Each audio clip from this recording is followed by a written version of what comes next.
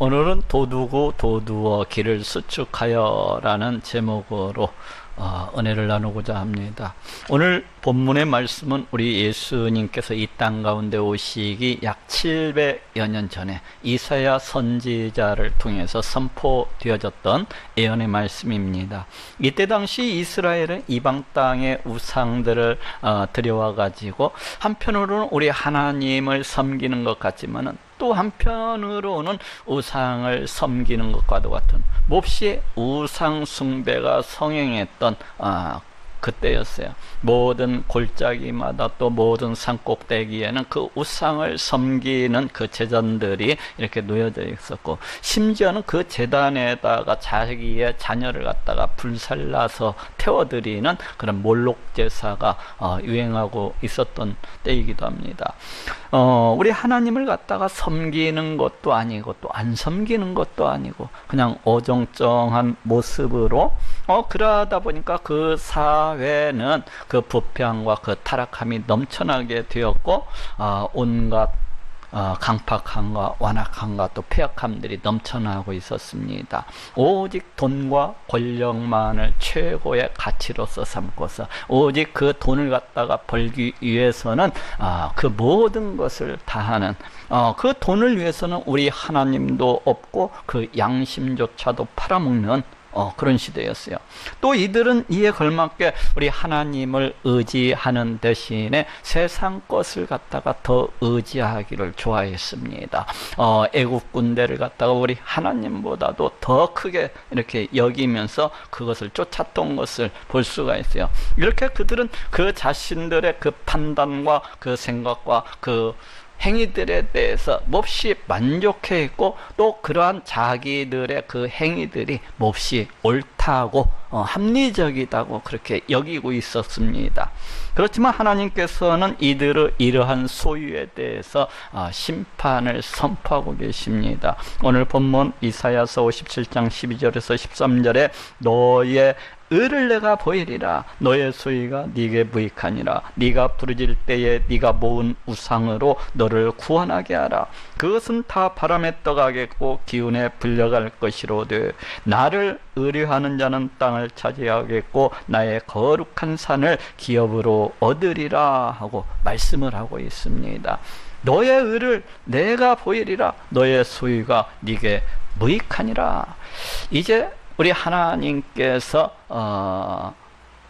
그 선포하시는 그 어느 때가 되면은 너희가 그렇게 옳다고 생각하는 것이, 너희가 그렇게 옳다고 여기는 것들이 과연 옳은 것인지, 과연 괜찮은 것인지 우리 하나님께서 나타내어 보여주시리라는 것입니다. 너희가 그렇도록 옳다고 여겨서 그것을 갖다가 믿고 따르고 쫓고 있는 그러한 것들이 과연 그거 얼마나 무지몽매하고 어리석은지 우리 하나님께서 이제 때가 되면 나타내어 보여주시리라는 것입니다. 곧 너희가 지금 행하고 있는 그 모든 것들은 너희에게 있어서 그다지 유익하지를 못하고 너희에게 있어서 그다지 쓸모가 없는, 부질 없는 그러한 것들이라는 것입니다. 지금 이 말씀은 다시 생각해 보면 우리 하나님께서 온갖 죄악을 범하면서 그와 같이 살아가는 이스라엘 백성들에게 지금 무서운 하나님의 그 심판을 갖다가 선포하고 계신 것입니다.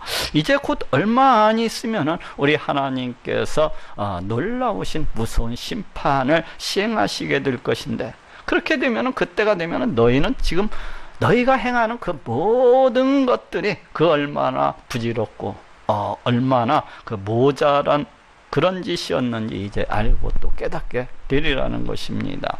네가 부르짖을 때에 네가 모은 우상으로 너를 구원하게 하라. 그것은 다 바람에 떠가겠고 기운에 불려갈 것이로되. 여기 네가 부르짖을 때, 이때가 언제요? 우리 하나님께서 이제 그 이방 군대를 동원해서 이스라엘 백성들을 심판하시는 바로 그때를 가리켜요. 그 심판의 때가 되면은 너희는 이제 너희가 섬기는 그 우상 앞에 나와서 너희들을 갖다가 구원해 달라고 막 그렇게 부르짖고 아우성을 치겠지만은 이러한 것들이 아무런 소용이 없으리라는 것입니다. 오히려 그 우상들은 너희의 발행과는 다르게 그냥 허망하게도 그 적군들에 의해서 다 약탈을 당하게 될 것이고, 그 이방 땅에 다 이렇게 휩쓸려 끌려가게 되리라는 거예요. 이는 결코 막을 수가 없으리라는 것입니다. 이러한 심판은 반드시 임하게 되리라는 것입니다. 과연 이 예언의 말씀이 어떻게 되었습니까? 이 예언의 말씀은 이제 역사적으로는 이 말씀이 선포되어진 지 약 140여 년 뒤에 이 역사상으로 그대로 이루어지고 성취되어졌던 것을 보게 됩니다. 곧 그 바벨론 군대가 일어서더니 BC 605년, BC 597년, BC 586년 이렇게 세 차례에 걸쳐 가지고 이 이스라엘 땅을 침범을 해 가지고 그냥 그 예루살렘을 갖다가 초토화시켜 버렸던 것을 갖다가 볼 수가 있습니다. 그렇게 했을 뿐만 아니라 이제 이스라엘 백성들을 오늘 본문에 나오는 말씀과도 같이 다 포로로서 다 끌어가고, 이들이 섬기던 그 우상들도 다 약탈해 갔던 것을 볼 수가 있어요. 왜 우상들을 갖다가 이들이 약탈해 가는 것입니까? 그 우상들이 금이나 은이나 이런 귀중품으로서 이렇게 만들어지고 장식되어졌기 때문에 그들은 이 귀중한 이 귀중품이라고 생각해요. 이걸 갖다가 다 약탈해 간 것입니다. 그렇지만 우리 하나님께서는 이러한 심판 선포 가운데에서도 이제 이스라엘 백성들이 다시금 그 땅으로 되돌아올 것을 갖다가 또한 선포하고 계신 것을 볼 수가 있습니다. 나를 의뢰하는 자는 땅을 차지하겠고 나의 거룩한 산을 기업으로 얻으리라. 그렇지만은 또 우리 하나님께서 정하시는 그 어떤 때가 되면은 나를 의뢰하는 자, 곧 우리 하나님의 백성은 그 가나안 거룩한 땅으로 되돌아오게 되리라는 것입니다. 이 말씀이 어찌 되었습니까? 이 말씀은 1차적으로는 BC 537년 고레스 왕을 통해서 그대로 성취되어졌던 것을 우리가 보게 됩니다. 그 바벨론 왕국을 멸망시켰던 이 메데 바사 왕국의 이 고레스라는 왕은 이 바벨론 왕국을 멸망시키고 나서 그때 포로로서 붙잡혀왔던 이 이스라엘 백성들이 모두 다 이제 본국으로 돌아가도 좋다는 포로 해방령을 갖다가 내리게 됩니다. 이로 인해서 이 포로로 붙잡혀왔던 그 수많은 사람들이 그 거룩한 땅, 그 본국으로 되돌아오는 것을 볼 수가 있어요. 그렇지만 이 말씀은 원근 통시적 예언 방법을 통해서 선포되어지고 있다는 것을 우리가 알아야 됩니다. 우리가 이를 갖다가 기억하고 또 이를 갖다가 생각해야만 돼요. 이 말씀은 장차 하나님의 백성들이 이제 사탄 마귀의 종로로부터 저 죄악의 그 종로로부터 해방되어서 하나님 나라에 들어가게 될 것을 예언하고 있는 그런 말씀이기도 한 것입니다. 곧 하나님께서 보내시는 그 메시아가 이 땅 가운데 오시게 되면은 이제 수많은 사람들이 우리 하나님의 백성들이 그 사탄 마귀의 종로로부터 해방되어서 그 죄악의 종로로부터 해방되어서 저 천국, 저 하나님 나라에 들어가게 되리라는 것입니다. 그러면서 우리 하나님께서는 놀랍게도 그 구원의 방법에 대해서 오늘 본문을 통해서 계속해서 이렇게 말씀하고 계십니다. 곧 우리 하나님께서 보내시는 그 메시아가 이 땅 가운데 오시게 되면은 그 행할 사역에 대해서 말씀하고 계신 것을 우리가 확인해 볼 수가 있습니다. 오늘 본문 이사야서 57장 14절에서 15절에 장차 말하기를 도두어 길을 수축하여 내 백성의 길에서 거치는 것을 제하여 버리라 하리라. 지존 무상하며 영원히 거하며 거룩하다 이름하는 자가 이같이 말씀하시되 내가 높고 거룩한 곳에 거하며 또한 통회하고 마음이 겸손한 자와 함께 거하나니 이는 겸손한 자의 영을 소성케 하며 통회하는 자의 마음을 소성케 하려 함이라 하고 말씀을 하고 있습니다. 오늘은 이 말씀에 대해서 알아보고 또 은혜를 나누고자 합니다. 먼저 메시아는 우리 하나님께서 우리를 구원하시기 위해서 이 땅 가운데 보내시는 그 메시아는 우리 하나님과 같은, 우리 하나님과 동등되신 그러하신 분이시라는 것을 오늘 본문을 통해서 말씀하고 계십니다. 오늘 본문 이사야서 57장 14절에서 15절에 장차 말하기를 지존무상하며 영원히 거하며 거룩하다 이름하는 자가 이같이 말씀하시되 하고 말씀을 하고 있습니다. 장차 말하기를, 지금 장차 누가 말한다는 것입니까? 이 말씀을 갖다가 제가 이제 개역개정 성경을 봤더니 그가 말하기를 하고 이렇게 번역을 하고 있습니다. 또 제가 원문을 보았더니 3인칭 그는이라고 이렇게 되어 있는 것을 갖다가 확인할 수가 있었습니다. 그래서 이 말씀은 장차 그가 말하기를 하고 이렇게 번역을 하는 것이 훨씬 더 좋을 것 같아요. 그렇다고 한다면 여기에서 말씀하고 있는 이 3인칭 그라고 하는 사람, 이 그라고 하는 분은 대체 누구이십니까? 지금 하나님께서는 어떻게 말씀하고 계세요? 장차 그가 말하기를 하고 이렇게 말씀하고 있어요. 누가? 우리 하나님께서. 그렇다면 적어도 여기에서 말씀하고 있는 이 그라고 하는 분은 지금 말씀하고 계시는 이 화자가 되시는 그 하나님은 아니시라는 것을 우리가 알 수가 있습니다. 그렇다고 한다면 여기에서 말씀하고 있는 이 3인칭 그라고 하는 분은 과연 누구를 가리키고 있는 것입니까?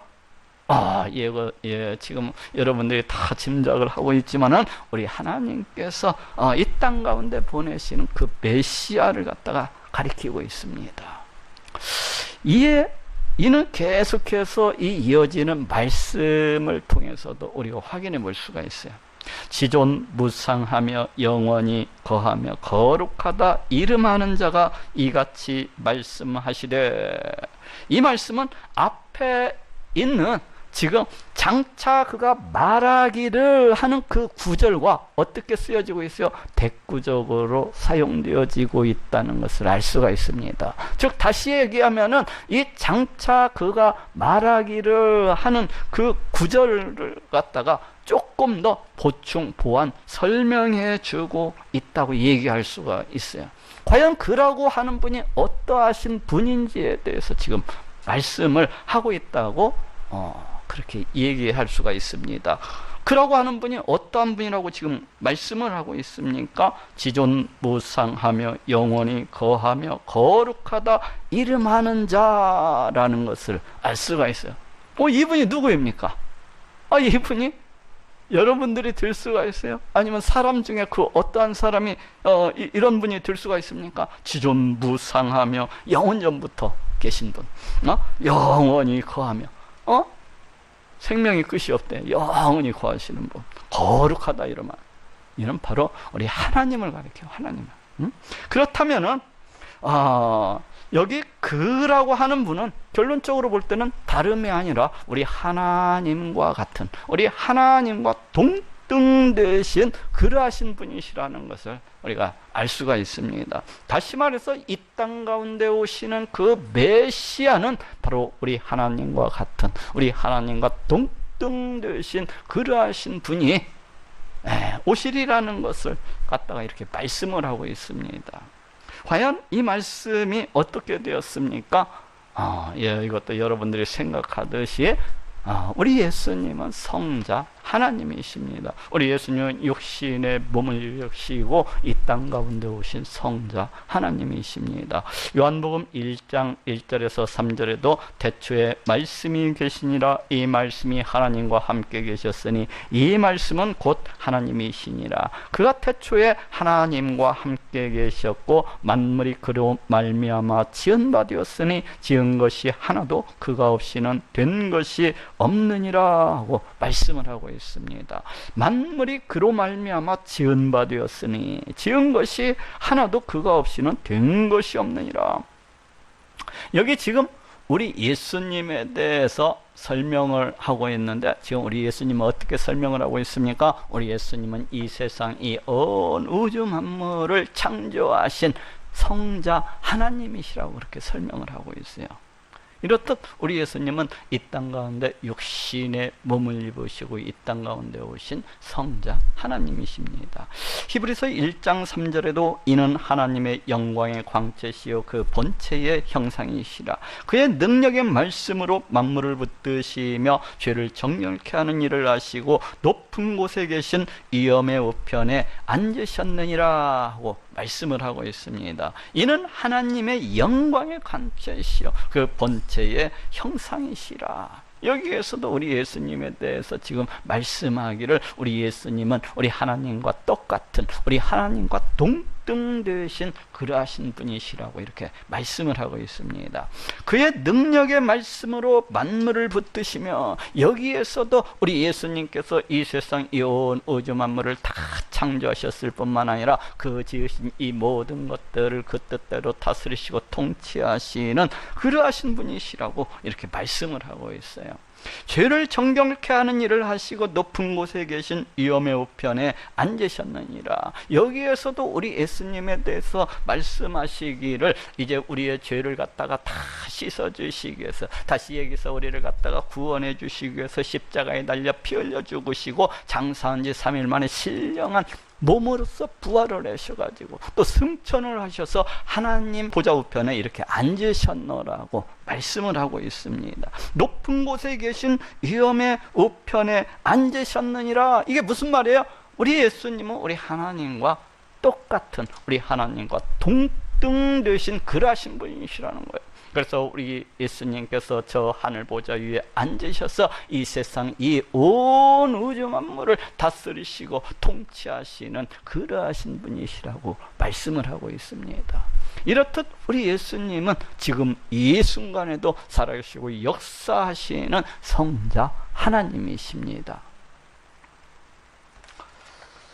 두 번째로 그 메시아가 오시게 되면은 우리 하나님의 백성들이 돌아올 수 있도록 그 망가지고 그 무너졌었던 그 길을 갖다가 수축을 하시고 그 백성들이 그 길에서 넘어지지 아니하도록 돌아올 때에 그 백성들이 장애물이 없도록 그 모든 것들을 거치는 것들을 다 제하여 버리실 것을 말씀을 하고 있습니다. 오늘 본문 이사야서 57장 14절에 장차 말하기를 도두어 길을 수축하여 내 백성의 길에서 거치는 것을 제하여 버리라 하리라 하고 말씀을 하고 있습니다. 도두어 길을 수축하여 내 백성의 길에서 거치는 것을 제하여 버리라.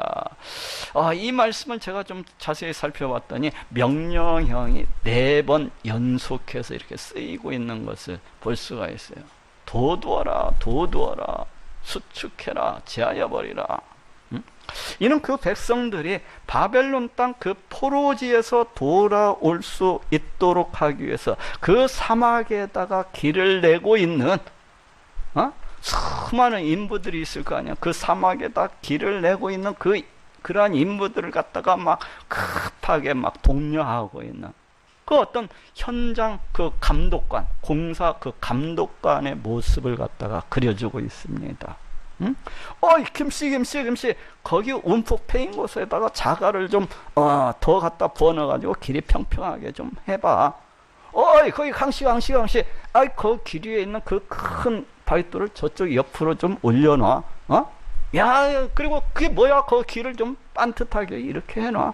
이러면서 공사 감독관이 그 지휘 감독하는 그런 모습을 갖다가 이렇게 그려주고 있어요. 물론 여기에서 이 공사 감독관은 장차 이 땅 가운데 오시는 그 메시아의 모습을 갖다가 지금 그려주고 있는 것입니다. 이 메시아가 과연 이 땅 가운데 오시면은 어떠한 일을 행하게 될 것인지를 갖다가 이 말씀을 통해서 우리에게 알려주고 있는 것입니다. 그것이 무엇입니까? 우리 인간은 에덴 동산에서 죄를 범한 이후로 우리 하나님께 나아가는 그 모든 길들이 그냥 다 막혀 있었던 자라고 할 수가 있어요. 그 모든 길이 무너지고 그냥 그 모든 길이 망가져 있었던 그러한 자라고 할 수가 있습니다. 왜 그렇습니까? 우리 하나님은 거룩하신 그러하신 분이시기 때문에 그래요. 우리 하나님은 죄에 대해서 심히 진노하시고 분노하시고 이 죄를 갖다가 몹시도 싫어하시고 심판하시기까지 하시는 그런 거룩하신 분이시기 때문입니다. 시편 5편 4절에도 주는 죄악을 기뻐하는 신이 아니시니 악이 주와 함께 유하지 못하며 하고 말씀을 하고 있습니다. 주는 죄악을 기뻐하는 신이 아니시니 악이 주와 함께 유하지 못하며 우리 하나님은 결코 이러한 그 어떤 죄악들에 대해서 기뻐하시는 그러하신 분이 아니시기 때문에 죄악을 행하는 자, 이 죄인은 우리 하나님과 함께할 수 없다고 그렇게 말씀을 하고 있습니다. 그 죄가 있는 인간은 우리 하나님께 나아갈 수도 없고 우리 하나님 앞에 설 수도 없는 것입니다. 다시 말해서 죄라고 하는 것은 우리 인간이 우리 하나님께 나아가는 데 있어서 그 길을 막고 있는 장애물이요, 걸려 넘어지게 하는 것이요, 또 거치는 것이라고 그렇게 이야기할 수가 있습니다. 그런데 우리 하나님께서 보내주시는 그 메시아가 이 땅 가운데 오시게 되면은 그 백성들이 우리 하나님께 돌아올 수 있도록 하시기 위해서 그 무너지고 그 망가졌었던 그 길을 갖다가 다시금 수축해 주시리라는 거예요. 그럴 뿐만 아니라 그 하나님 백성들을 갖다가 가로막고 있었던 그 백성들이 하나님께로 나아가는 그 길을 가로막고 있었던 그 장애물이요, 그 거치는 것이요, 그 넘어지게 하는 것이라고 할 수 있는 이 모든 죄악들을 갖다가 그 길에서 다 제거해 주실 것을 말씀을 하고 있습니다. 이 말씀이 과연 어떻게 되었습니까? 우리 예수님께서는 십자가에 달려 피 흘려 죽으심으로 우리의 모든 죄를 갖다 그냥 다 씻어주시고 다 갚아주셨어요. 다시 말해서 우리 예수님께서는 십자가에 달려 피 흘려 죽으심으로 우리 인간이 우리 하나님께 나아가는 데 있어서 거치는 것이요, 장애물이요, 걸림돌이 되었던 이 죄가 가지고 있던 이 모든 것들을 깨끗이 청산해 주신 것이라고 할 수가 있습니다. 그래서 이제 예수 그리스도 보혈의 공로를 믿는 자마다 그 어떤 걸림돌도 없이 그 어떤 장애물도 없이 우리 하나님께로 나아갈 수 있게 된 것을 보게 됩니다. 이는 다시 말해서 그 무너지고 망가져서 우리 하나님께로 나아갈 수 없었던 그 길을 우리 예수님께서 수축해 주시고 그 길을 갖다가 수축해 주시고 그 길을 막고 있었던 그 모든 장애물도 거치는 것들을 다 제거해 주신 것이라고 할 수가 있습니다. 히브리서 10장 19절 20절에도 그러므로 형제들아 우리가 예수의 피를 힘입어 성수에 들어갈 담력을 얻었나니 그 길은 우리를 위하여 휘장 가운데로 열어놓으신 새롭고 산 길이요 휘장은 곧 저의 육체니라 하고 말씀을 하고 있습니다. 그 길은 우리를 위하여 휘장 가운데로 열어놓으신 새롭고 산 길이요 휘장은 곧 저의 육체니라. 우리 예수님께서 십자가에 달려 피 흘려 죽으심으로 해서 그 막혀있던 우리가 하나님께로 나아가는 그 막혀있던 그 길을 새롭게 열어주신 것이라고 그렇게 말씀을 하고 있습니다. 이렇듯 우리 예수님은 십자가에 달려 피 흘려 죽으심으로 해서 도두어서 그 길을 수축해 주신 그러하신 분이십니다. 세 번째로 그 메시아가 이 땅 가운데 오시게 되면은 통회하고 마음이 겸손한 자와 함께 거하실 것을 말씀을 하고 있습니다. 오늘 본문 이사야서 57장 15절에도 내가 높고 거룩한 곳에 거하며 또한 통회하고 마음이 겸손한 자와 함께 거하나니 하고 말씀을 하고 있습니다. 내가 높고 거룩한 곳에 거하며 여기에서도 이 땅 가운데 오시는 메시아가 과연 어떠하신 분이신지에 대해서 다시 한 번 더 강조를 해주고 있습니다. 그 메시아가 지금 누구시라는 거요? 그 메시아는 본래 우리 하나님과 동등되신 그러하신 분이시라는 거예요. 그 메시아는 우리 하나님과 같이 높고 거룩한 곳에 거하시는 그러하신 분이시라는 것을 지금 밝히시고 계십니다. 또한 통회하고 마음이 겸손한 자와 함께 거하나니, 그렇지만은 그 메시아가 이 땅 가운데 오시게 되면은 이제 하늘에만 계시는 것이 아니라 또한 통회하고 마음이 겸손한 자와도 함께 거하실 것을 말씀을 하고 있습니다. 여기에서도 통회하고 마음이 겸손한 자라고 하는 것은 과연 죄가 무엇인지를 알고 깨닫고, 그 자신이 죄로 인해서 영원히 죽을 수밖에 없는 그러한 존재라는 것을 갖다가 알고 깨닫고, 그 죄에 대해서 애통하고 탄식하고 통곡을 하면서 이제 그러한 자신을 이 땅 가운데 구원해 주시기 위해서 오신 바로 그 메시아를 받아들이고 믿는 자를 갖다가 말합니다.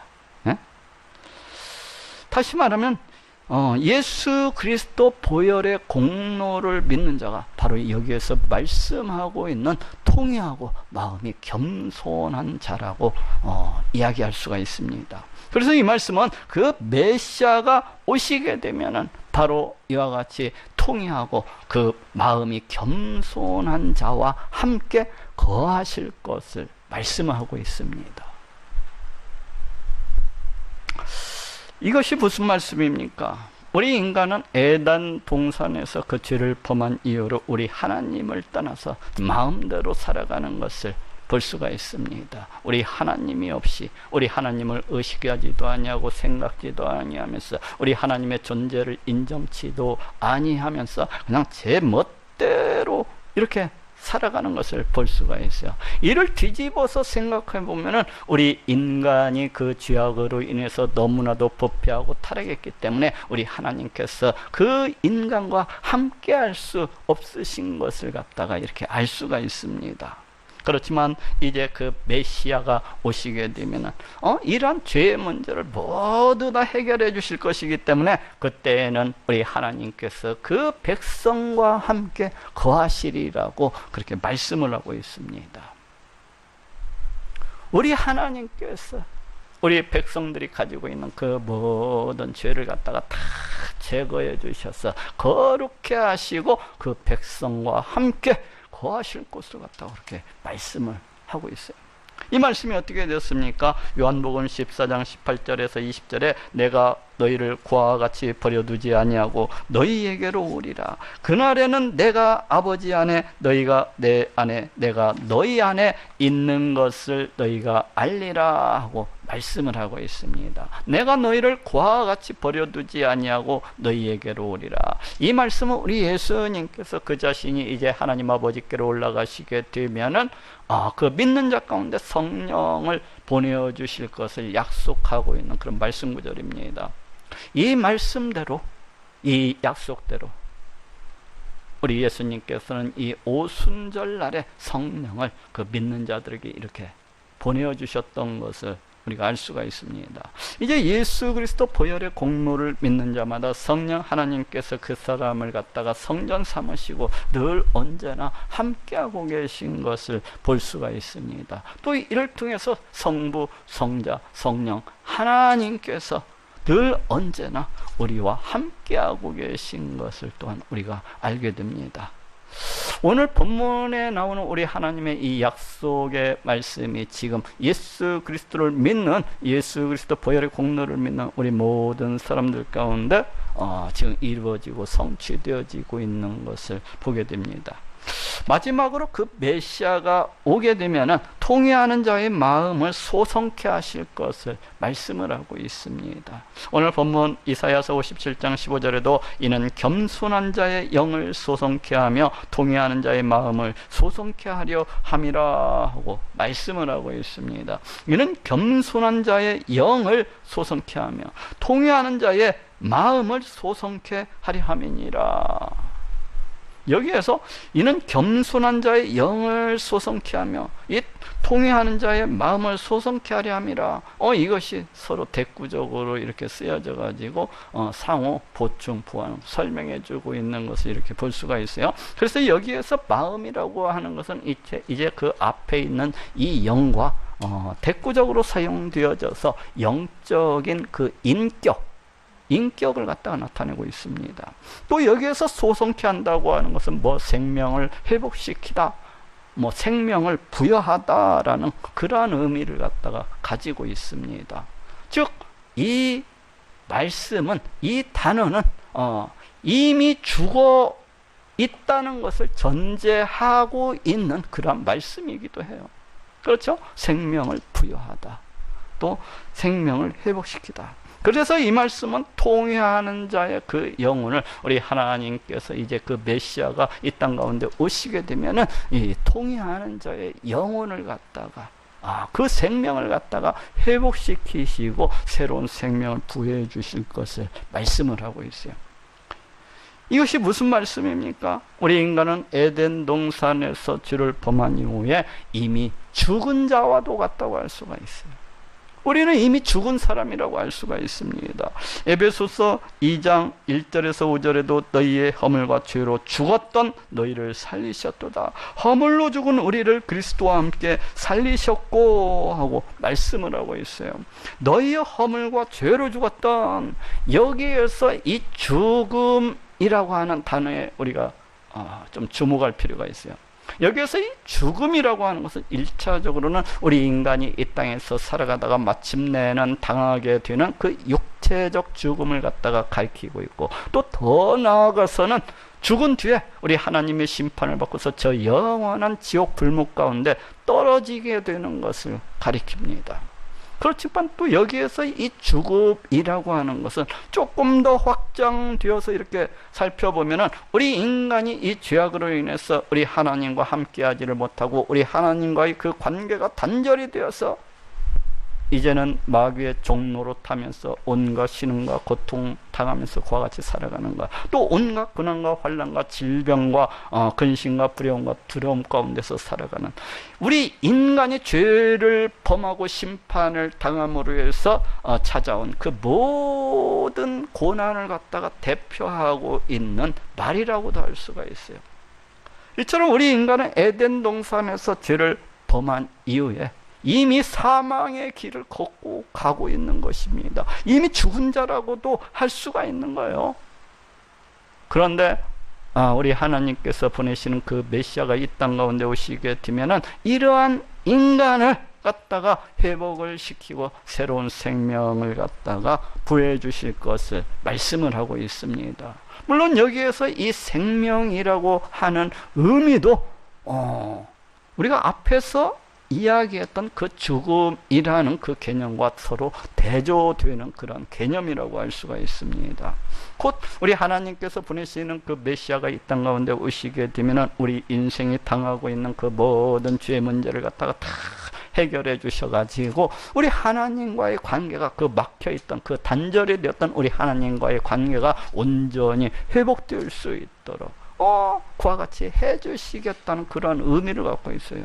회복된 관계, 바로 그것이 생명이라고 할 수가 있어요. 그런데 여기에서 멈추지 아니하고 조금 더 이 생명의 의미를 갖다가 조금 더 확장시켜서 생각을 해볼 것 같으면, 하나님께서 우리를 값없이 의롭다 해주시고 우리를 그 백성 삼아주시고 그 자녀 삼아주시고, 또 우리가 하나님 안에 살아가게 함으로 해서 늘 기쁨과 즐거움과 평안 가운데에서 그렇게 살아가는 그 모든 것을 다 가리키고 있다고 할 수가 있습니다.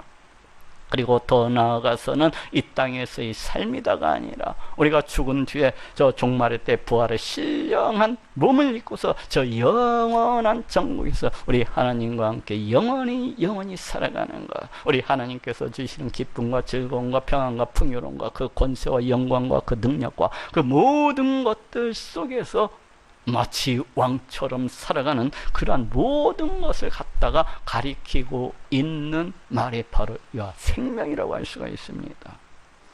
그런데 메시아가 오시게 되면은 그 우리 하나님의 백성에게, 곧 통회하는 자에게, 다시 말을 하면 예수 그리스도 보혈의 공로를 믿는 자에게 바로 이와 같은 생명을 회복시켜 주시고 부여해 주실 것을 말씀을 하고 있습니다. 지금 이 약속의 말씀이 과연 어떻게 되었습니까? 앞에서도 우리가 인용해서 보았던 것처럼 에베소서 2장 1절에서 5절에 너희의 허물과 죄로 죽었던 너희를 살리셨도다. 허물로 죽은 우리를 그리스도와 함께 살리셨고 하고 말씀을 하고 있습니다. 너희의 허물과 죄로 죽었던 너희를 살리셨도다. 지금 이러한 생명이 우리 가운데 함께하고 있는 것을 보게 됩니다. 곧 예수 그리스도 보혈의 공로를 믿는 자마다 그 가지고 있던 죽음은 그 어디론가 다 떠나가 버리고 우리 예수님께서 우리에게 주신 그 생명이 지금 우리 가운데 함께하고 있는 것을 볼 수가 있습니다. 물론 이런 말씀에 대한 완전한 성취는 장차 이 세상 종말의 때 우리가 부활의 신령한 몸을 입고서 저 영원한 천국에 들어갈 때에 다 이루어지게 될 것입니다. 다 성취가 되어지는 것입니다. 자, 따라해 봅시다. 도두고 도두어 이를 수축하여. 우리의 이 구원이라고 하는 것은 우리 인간의 허상이나 우리 인간의 어떤 상상이 아닙니다. 우리의 이 구원이라고 하는 것은 우리 인간이 종교를 위해서 그냥 지어내고 만들어낸 그런 산물이 아니라는 것입니다. 이 구원이라고 하는 것은 영원전에 우리 하나님께서 계획을 하시고 우리 하나님의 그 놀라우신 지혜와 능력과 권세와 그 열심을 통해서 이루어 주신, 마침내는 우리에게 허락해 주신 그런 선물인 것입니다. 그러니 이토록 놀라운 구원을 갖다가 감사하고 또 감사하고 또 자신이 받은 그 구원에 감사하고 또 감사함으로 우리 하나님 앞에서 죽도록 충성하고 헌신하는 모든 분들이 될 수 있기를 예수님의 이름으로 축원합니다.